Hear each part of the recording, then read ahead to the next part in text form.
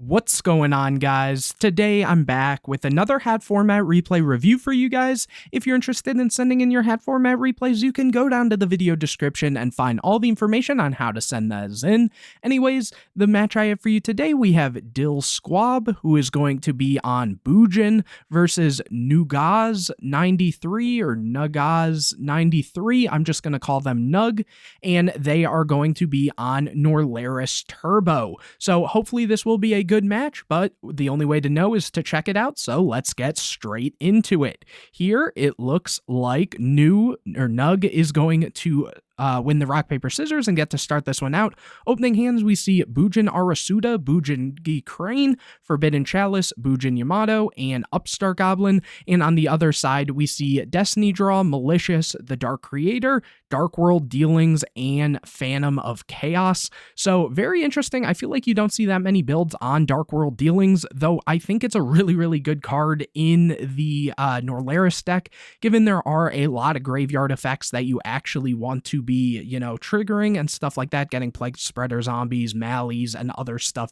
into graveyard. And even for the Bujin player here, you don't really see Arasuda that often in the just pure builds, so that's actually kind of cool to see there. But anyways, Nug is going to get a draw for turn here, getting a copy of Grepher, which is a great draw, and here we are going to see that Destiny Draw activated, discarding the Mally and drawing into Phantom of Chaos and a copy of Plasma.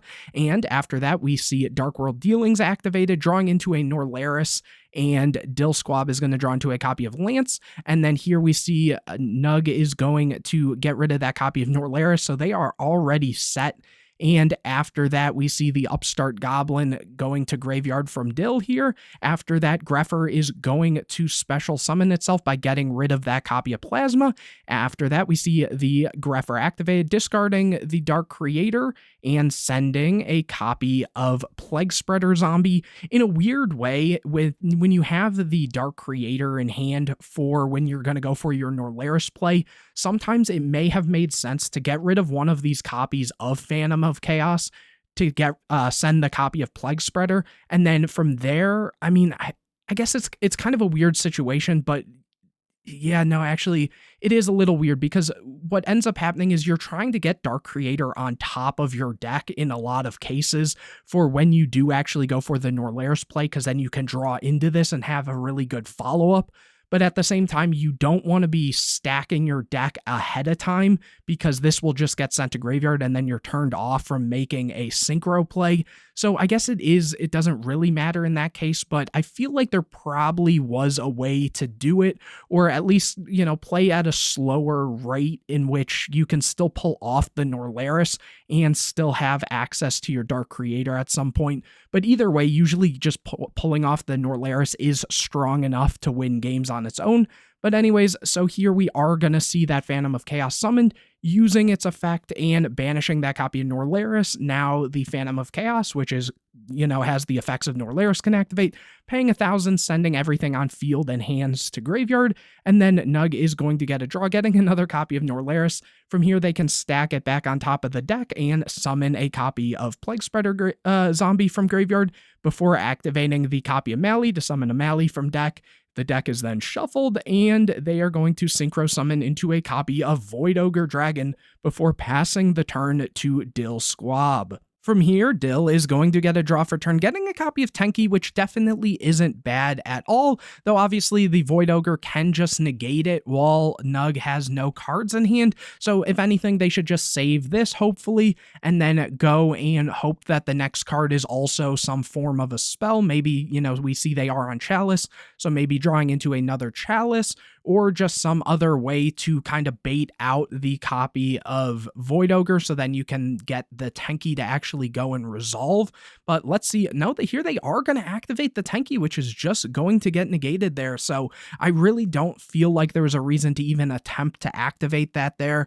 You still have full health, and this is only 3,000 at the same time. Nug is also in top deck mode for the most part. Like, I guess, sure, they could go and summon another Mally and and if they just happen to draw into a Plague Spreader zombie, they could make another level 8 synchro, but in most cases you aren't losing there, so you might as well just, take the risk of potentially drawing into another spell. But anyways, here Nug gets a copy of Destiny Draw, and they're just going to switch the Void Ogre to attack and push in for 3,000 damage before setting that bluffed Destiny Draw, as well as making sure that the Void Ogre is able to activate, because Nug has to have no cards in hand to be able to have the spell or trap negate.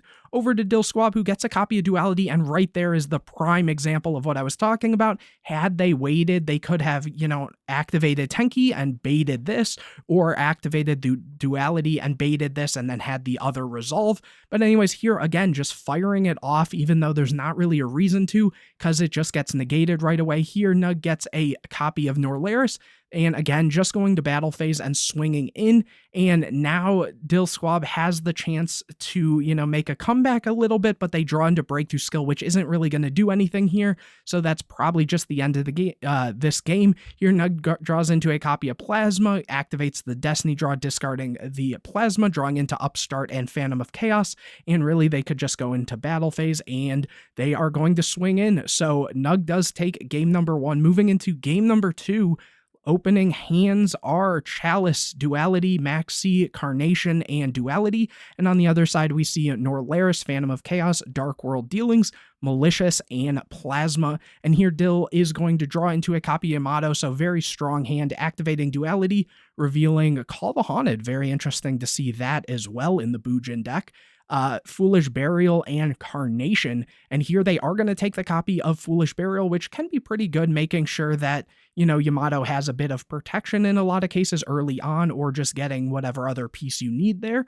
You're sending a copy of Turtle, summoning Yamato, and setting that copy of Chalice. End phase Yamato can activate, and they are going to add the copy of Hair, send the copy of Hair over to Nug, who gets a copy of Foolish Burial of their own, and they are going to activate Dark World Dealings. Here, they draw into a copy of Dark Hole, which is pretty solid, and Dill draws into a copy of Quillen, which they're just going to discard right away. Here, Nug sends that copy of Norleras, which is great, again, given they have Phantom of Chaos, though we do know that Dill Squab here does have the copy of Chalice. From here, though, we are going to see the Dark Hole activated, which is going to bait that copy of Hair, and after that, the Foolish Burial is going to activate, sending a copy of Plague Spreader Zombie, and Dill is going to think here, maybe thinking the Maxi, which they are going to preemptively drop right there, and then from here, the Norleras, or the Phantom of Chaos is going to summon to try to copy the Norleras, but Forbidden Chalice is going to be chained to that, so very unfortunate, and just to keep in mind that this card says once per turn you can target an effect monster in your graveyard, and that's the cost, so the Norleras will stay in graveyard here, and after that, just passing it over to Dill, who gets a copy of Crane, so a great draw for them here. Then Duality is going to be activated, revealing Yamato, and Zephyros. So again, Zephyros really isn't a card that you see in the pure versions of Bujin, so very kind of teched out in a weird way, and they are going to go and add the copy of Zephyros, which is interesting on its own, and here they're just going to normal summon it as a beat stick and just push in for a good amount of damage here. And let's see, main phase 2, are they going to do anything else? No, just going to end phase, and Yamato is going to add a Hair and send a Hair, similar to last turn. Here, Nug does get a copy of the Dark Creator, and it looks like they're just going to pass it over again here. Dill gets a copy of Carnation and summons the Crane, and that is enough for Nug to scoop it up. So moving on into a game number 3, this time Nug will get to start this one out. Opening hands, we see Foolish Burial, Duality, Maxi, Harume, and MST. And on the other side, we see Trade-in, Lance, DD Crow, Greffer, and Plague Spreader Zombie, drawing into a copy of Upstart. So definitely not a bad hand at all, though at the current state, it isn't going to get them into the Norleras combo. So here, Upstart is activated, drawing into a Phantom of Chaos. So now it technically could, but it might take a turn, and we are going to see Greffer normal summon, getting rid of the Plague Spreader Zombie and sending a copy of Mally. And then from here, Dill is going to activate the Maxi. So again, it feels a little preemptive because Nug could just pass here and not even go for this. They probably should have chained this to the effect of the Mally, though I guess if they're thinking that Plague Spreader would come out first, that is, playing around that a little bit, but let's see, here we are going to see the Max C activated, as mentioned, and then it looks like Nug is just going to set the copy of Lance and over to Dill Squab, who gets a copy of Fiendish Chain, and they are going to start their turn with an MST and then activate Duality, revealing Tenki, Crow, and Chalice, taking that copy of Tenki and putting the others back. And from here, we are going to see Tenki activated, grabbing a copy of Yamato, and after that, Foolish Burial, sending a copy of Turtle. Yamato is going to be normal summoned, going to battle phase and walking over that copy of Greffer. Main phase 2, setting the copy of Fiendish Chain. End phase, Yamato is going to activate and add Hair, send Hair over to Nug. Oh, no, in end phase, DD Crow's going to activate to banish the copy of Hair here. Okay, so, potentially trying to make a push on their following turn. So here Nug does get another copy of Malicious, which isn't great, and so they are going to start by banishing Malicious to summon a copy of Malicious. After that, it looks like they're going to normal summon Phantom of Chaos, okay, using the effect and copying Greffer. Okay, for a second I was like, why are they copying Plague Spreader? But activating that, and after that they are going to use the Phantom of Chaos, which is now Greffer, to discard the copy of Mali and send another copy of Plague Spreader. After that, they're going to use Plague Spreader, putting the copy of Trade-in back on top and summoning the Plague Spreader, and after that, synchro summoning for a copy of Void Ogre Dragon, which is pretty solid here, and going to battle phase, attempting to run over that Yamato, which is going to work, and main phase 2 just into end phase. So now Dill Squab is going to draw a copy of Tenki, which is very solid here, though this can be negated. So, we do see the Void Ogre trying to negate the Tenki, but we know that Fiendish Chain is there, so the Tenki will resolve, grabbing that copy of Arasuda, and now Harume plus Arasuda is very, very strong, special summoning the Harume by banishing Yamato, and then Arasuda can special summon itself because a Bujin monster from the graveyard was banished here. So Arasuda will be summoned, and then from here, Dill Squab can overlay into Susanoo,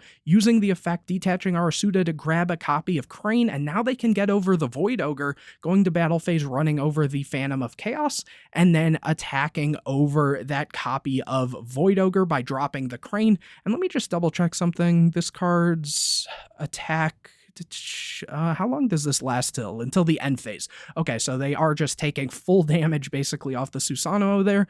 And then anyways, the Fiendish Chain gets sent to graveyard here. Nug is going to draw into that copy of Trade-in over to Dill, who gets a copy of Hair. The Susanoo can activate again, getting a copy of Yamato, and this is just crazy because now Yamato can be summoned, and even if this wasn't enough damage in the end phase, they'd be able to add another Crane and get rid of this copy of Hair, but, that is enough damage for game. So Dill Squab does take this one with Bujin. Very interesting matchup, I want to say. Some questionable plays to an extent from Dill Squab here, as well as, I guess, it's kind of a straightforward deck in terms of the Norleras deck. I still plan to profile that at some point. But anyways, hopefully you guys enjoyed this video. If you did, make sure to leave a like on it, comment any questions or videos you want to see in the future, subscribe to the channel, hit the bell to get notified anytime I put a new video out, share this video with your friends, and don't forget to go down to the video description to find out how you can send in your hat format replays,